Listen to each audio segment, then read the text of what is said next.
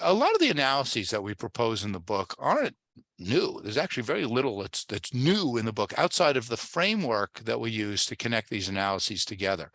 So the main body of the book is about the 5 different lenses that you should use to view your customers. And I know we're not going to get into all the details right now, but just to give people a basic picture of it, imagine all of your customer data as an Excel spreadsheet. In fact, for many companies, that's exactly what they're using, where the rows are the customers and the columns are time. Again, it could be weekly, monthly, quarterly. How many purchases did this customer make in that period of time?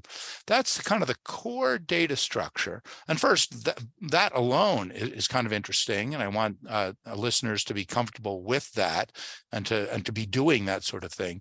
But then once we have that spreadsheet, how do we slice and dice it? So very briefly, lens 1 would be, let's take a vertical slice. Let's look across the customers in a given period of time. So just a histogram of how many purchases people made. Bunch of people will buy from us maybe 1 time in a quarter, but then there'll be this small group of people who will buy it from us, say 10 or 12 times. Let's understand what that distribution looks like. And then let's break it down to say, how often are they buying? How many different products are they buying? How much are they spending when they do? So let's start to decompose the behavior to start to get towards some of that why stuff. That's lens 1. It's a natural starting point. Very briefly, lens 2 would be, let's do that for 2 vertical slices. So let's compare this period to last period. Think about what a lot of, say, retailers look at would be same store sales. Again, especially during the holidays. So period over period, what's changing? And again, decomposing that into how many customers are active and how often they're buying, how much they're spending.